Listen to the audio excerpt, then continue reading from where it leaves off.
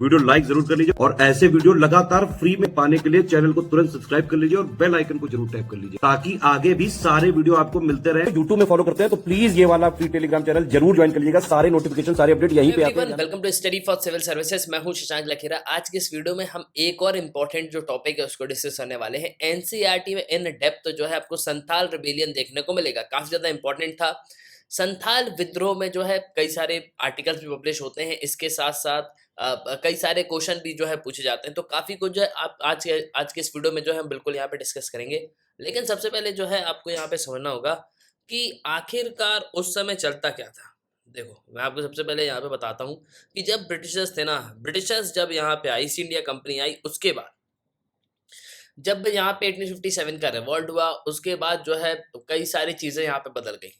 तो ब्रिटिशर्स यहाँ पे आए तो अपनी पॉलिसीज भी लेके आए। ब्रिटिशर्स जो है सबसे सारे टैक्स वसूलते थे। अब होता यहाँ पे ये था कि ब्रिटिशर्स देखो खुद यहाँ पे जो है टैक्स नहीं वसूलते थे। ये क्या करते थे, इन्होंने जो है अपने नीचे सबऑर्डिनेट को रखा हुआ था। मतलब इन्होंने क्या जमींदार बना दिए, इन्होंने रैयतवारी सिस्टम लेके आ गए। तो इस तरीके के सिस्टम जो है यहाँ पे ये लेके आ जाते हैं। और होता यहाँ पे ये है कि इनडायरेक्टली ब्रिटिशर्स जो है पूरे तरीके से यहाँ पे पैसे वसूलते हैं।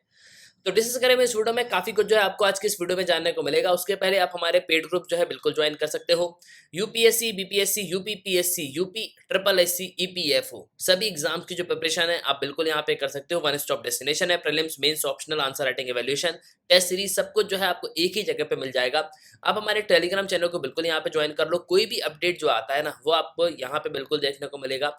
होता एक्चुअली में ये है कि यूट्यूब जो है अभी नोटिफिकेशन नहीं दे रहा है, लेकिन आप जो है टेलीग्राम चैनल को ज्वाइन कर लो तो जो भी वीडियो अपलोड होते हैं वो सब जो है आपको यहाँ पे मिल जाएंगे। और इन नंबर्स पे जो है बिल्कुल आप कॉल कर सकते हो ना। देखो, फर्स्ट ऑफ ऑल तो हम यहाँ पे ये समझते हैं कि संथाल रिबेलियन जो है एक्चुअली में था क्या। देखो, संथाल रिबेलियन को सोनथाल रिबेलियन भी कहा जाता है, संथाल हुल रिबेलियन भी कहा जाता है। बेसिकली ये हुआ था प्रेजेंट डे झारखंड में, वेस्ट बंगाल, ईस्टर्न इंडिया में। अब ये देखो थोड़ा मैप यहाँ पे ऐसा समझ लो, तो ये इंडिया का मैप है। इस प्लेस पे आपको देखने को मिलेगा। देखो, एक्चुअली में पहले अगर आप देखोगे ना तो उस समय जब प्लासी और बक्सर का युद्ध हुआ, फाइनली जब ईस्ट इंडिया कंपनी जो है यहाँ पे स्थापित हो जाती है, उसके बाद जो है अब कई सारे जो है यहाँ पे प्रॉब्लम्स जो है शुरू हो जाते हैं। जब क्राउन रूल यहाँ पे आ जाता है ना, तब ब्रिटिशर्स जब प्रॉपरली यहाँ पे सेटल हो जाते हैं, उसके बाद ये मेनली कलकत्ता के आसपास ही वाले एरिया में आपको चकते हुए देखने को मिलेंगे। क्यों? क्योंकि वहां इनकी कैपिटल थी और वहां इनका जो है राजकोष भी था। ठीक है, मतलब जितना भी पैसा आता था वो कलकत्ता में ही रखा जाता था। कलकत्ता जो है उस समय कैपिटल हुआ करती थी। और मेनली वहाँ के जो आस-पास के लोग हैं ना वो बहुत ज़्यादा परेशान थे, क्योंकि ये नए-नए जो है यहाँ पे सेटलमेंट्स लेके आ जाते थे। कोई भी नई चीज़ यहाँ पे लेके आ जाते थे, उसके बाद जो है बहुत ज़्यादा प्रॉब्लम यहाँ पे होती थी। अब देखो, एक-एक करके ट्राइब्स जो है यहाँ पे खड़ी होती है। जो छोटे लोग हैं ना वो बिल्कुल यहाँ पे खड़े होते हैं कि यार ये बिल्कुल गलत है। लेकिन ब्रिटिश ईस्ट इंडिया कंपनी के पास पावर इतनी थी कि उसके सामने जो है कुछ भी हम नहीं कर सकते थे। तो mainly Jharkhand, West Bengal, eastern India वाला जो एरिया है वहाँ पे आपको मेनली ये रिबेलियन देखने को मिलेगा। जैसे ब्रिटिश जो ईस्ट इंडिया कंपनी है उसके अगेंस्ट में, और जमींदारी सिस्टम जो संथाल के अगेंस्ट में चल रहा था, उसके लिए जो है ये पूरा रिवोल्ट किया गया था ना। देखो, थोड़ा बैकग्राउंड यहाँ पे समझना होगा कि संथाल जो है रेवेन्यू सिस्टम को खत्म करना चाहते थे। मतलब ब्रिटिश ईस्ट इंडिया कंपनी जिस तरीके से यहाँ पे क्या कर रही है, जिस तरीके से ये यहाँ पे टैक्स को लेके आई है, इन सब चीज़ों को जो है पूरे तरीके से बदलना चाहिए। अब देखो, ज़मींदारी सिस्टम भी लेके आया था। अब ज़मींदारी सिस्टम जब यहाँ पे आया तो टैक्स जो है बहुत ज़्यादा वसूलने लगे। मतलब ब्रिटिशर्स को सिर्फ यहाँ पे पैसों से मतलब था कि पैसा यहाँ पे लेके आओ। उन्होंने जो है ज़मींदार को ज़मीन दे दी है, तुम जो है सिर्फ पैसा वसूल के लेके आओ, हमको जो है तुमसे कोई मतलब नहीं है। अब देखो, यहाँ पे रिवॉल्ट किस तरीके से यहाँ पे हुआ। कॉलोनियल रूल की वजह से बहुत सारी प्रॉब्लम्स यहाँ पे हो गई थी। लोकल जमींदार जो है अपने हिसाब का रेवेन्यू सिस्टम यहाँ पे चला रहे थे। पुलिस कोड जो है, कोई भी यहाँ पे लीगल सिस्टम नहीं था। और ये सब जो ब्रिटिश ईस्ट इंडिया कंपनी का था, मतलब कोड भी इनका है, पुलिस भी इनका है, जमींदार सब कुछ इनका है। तो फिर आखिरकार यहाँ पे जो है प्रॉब्लम्स तो बिल्कुल यहाँ पे होंगी ही, और लोगों का साथ देने के लिए कोई था नहीं। मतलब कानून जो है पूरा यहाँ पे ब्रिटिश के अंडर में था। अब देखो, यहाँ पे थोड़ा आपको समझना होगा सेटलमेंट्स को।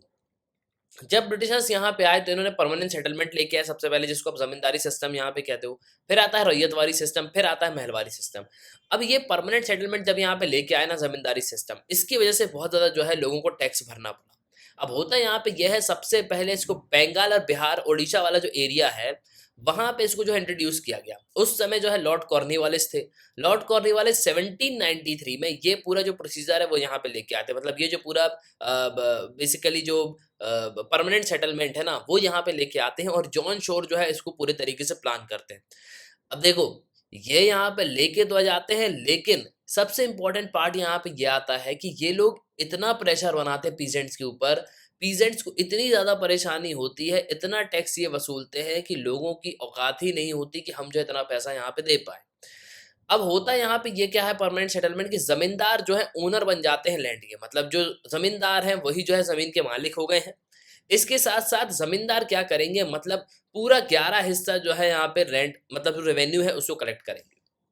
अब देखो, इस 11वें हिस्से में से एक हिस्सा जो है वो चला जाएगा किसके पास? ज़मींदार के पास, ठीक है? और बाकी जो 10 हिस्से हैं वो किसके पास जाएँगे? ब्रिटिशर्स के पास। अब ज़मींदार क्या करते थे? ज़मींदारों के पास एक पावर यहाँ ब्रिटिशर्स ने दे दी कि भैया तुम जो है क्या हो? ओनर हो लैंड के। तुम जो भी फ्री जो चीज़ यहाँ पे डिसाइड करोगे ना रेंट्स, वो बिल्कुल जो है तुम कर सकते हो। मतलब तुम अपने मन के हिसाब से जो है रेंट को फिक्स कर लो, उतना पैसा जो है पीजेंट से यहाँ पे ले लो। उसके बाद जो है क्या होगा कि तुम जो है हमको 10th पैसा जो है यहाँ पे दे देना, मतलब जो भी हो उसका 11 हिस्से कर लेना, 1 हिस्से जो है तुम रख लेना और 10 हिस्से जो है हमें दे देना।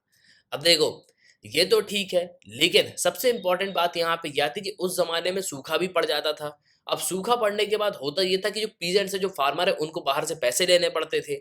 लेकिन जब वो पैसे यहाँ पे लेते थे, उसका जो चार्ज है वो बहुत ज़्यादा था। अब देखो, जब यहाँ पे पीजेंट्स की ज़मीन बहुत ज़्यादा ही जो है यहाँ पे एक सूखा पड़ने लगा, फ़ेमिन आ गया, कोई खेती यहाँ पे हो नहीं रही है, तो यहाँ पे ये क्या करते हैं, ये लोग जो है पैसे लेना यहाँ पे शुरू करते हैं। अब ये जब ज़मींदार के पास यहाँ पे जाते हैं पैसे लेने के लिए, ज़मींदार 500% जो है इंटरेस्ट चार्ज करता है, मतलब 500% बहुत ज़्यादा होता है, ठीक है? तो मतलब सिंपली जो पीजेंट्स हैं वो कभी चुका ही नहीं पाएँगे इतना पैसा, जब चुका ही नहीं पाएँगे तो होगा क्या आखिरी में, कि इनका जो पूरा परिवार है, वो क्या होगा, बंधुआ मज़दूर बन जाएगा, किसके यहाँ? ज़मींदार के पास। तो इन सब चीज़ों को देखते हुए 1885-1886 में इस रिवॉल्ट को जो है यहाँ पे लाया गया, मतलब ये रिवॉल्ट जो है होता है और बहुत ही एक मेजर रिवॉल्ट था क्योंकि इसमें बहुत सारे लोगों ने पार्ट लिया था। पहला संथाल रिबेलियन जो है ये लछीमपुर जो एरिया है वहाँ आपको देखने को मिलेगा, और मेन रिवॉल्ट जो है उसको लीड किया था सिद्धू और कान्हू ने, ठीक है? सिद्धू मतलब सिद्धू मूसेवाला नहीं, ये उस ज़माने के सिद्धू हैं, और कान्हा मुमू थे, उन्होंने जो है इस रिवॉल्ट को लीड किया था। और देखो, 30 जून 1855 को 2 संथाल रिबल जो है आगे आते हैं, मतलब लीडर जो है वो आगे आते हैं, सिद्धू और कान्हा मुर्मू। और बेसिकली यहाँ पे 60,000 संथाल को जो है ये मोबिलाइज कर लेते हैं, मतलब 60,000 संथाल जो है इनके साथ थे, और ये रेबेलियन जो है डिक्लेयर कर देते हैं ईस्ट इंडिया कंपनी के अगेंस्ट में। अब सिंधु मुर्मू जो है 10,000 जो संथाल हैं, उनके साथ अपनी जो है एक पैरेलल सरकार यहाँ पे चलाने लगते हैं रिबेलियन के समय। अब ब्रिटिशर्स को यहाँ पे गुस्सा आ जाती है कि यार हमारे रहते हुए ये कैसे यहाँ पे ये सब करते हैं, तो ब्रिटिशर्स क्या करते हैं, अपनी फोर्सेस को यहाँ पे बुलाते हैं। देखो, ब्रिटिशर्स भी यहाँ पे क्या करते हैं, पहले पॉलिसी खेलते हैं। ब्रिटिशर्स हमेशा जो है सबसे पहले यहाँ पे इंडियंस लोग को आगे करेंगे, मतलब उनकी फोर्स में इंडियंस लोग भी थे ना, उनको यहाँ पे आगे करेंगे। जब वो मामला नहीं संभलेगा उनसे, तब जो है वो अपनी स्पेशल फोर्सेस बुलाएंगे, इसमें ब्रिटिशर्स होंगे, ठीक है? तो मेनली इस तरीके से जो है ब्रिटिशर्स भी यहाँ पे काम करते हैं, मतलब ब्रिटिशर्स यही चाहते थे कि किसी भी तरीके से हमारे आदमी ना मरे, सिर्फ जो है इंडियंस यहाँ पे मरे। हाँ, अगर बाद में ज़रूरत पड़ेगी तब जो है हम क्या करेंगे, अपनी फोर्सेस को बिल्कुल यहाँ पे बुलवाएंगे। और देखो, ये जो रिवॉल्ट है, ऑब्वियस सी बात है कि पावर होने की वजह से ब्रिटिश जो ईस्ट इंडिया कंपनी है वो इसको सप्रेस कर देगी, सिद्धू और कान्हू जो है एक्शन में मारे जाएंगे। इस तरह वॉर एलिफेंट जो है ये नवाब ऑफ मुर्शिदाबाद वो यहाँ पे सप्लाई करता है, ठीक है? और देखो, संथाल जो है बहुत सारे यहाँ पे मारे जाते हैं, लेकिन ये यहाँ पे नहीं रुकते, और भी रिबेलियन जो है होते जाते हैं। लेकिन ये एक बहुत ही बड़ा रिवॉल्यूशन था जिसमें आपको 60,000 संथाल जो है देखने को मिलेंगे, और करीब 10 से 15,000 संथाल को जो है ब्रिटिशर्स ने मार दिया था। तो एटलस आई होप कि आपको जो संथाल रिबेलियन के बारे में काफ़ी कुछ जो है जानने को मिला होगा, एक स्टोरी के फॉर्म में मैंने जो है आपको बताने की कोशिश की है। तो आप अपने ओपिनियन लिखिएगा ज़रूर। इसी के साथ ये तक इस वीडियो का सुनने के लिए बहुत धन्यवाद। जय हिंद, जय भारत।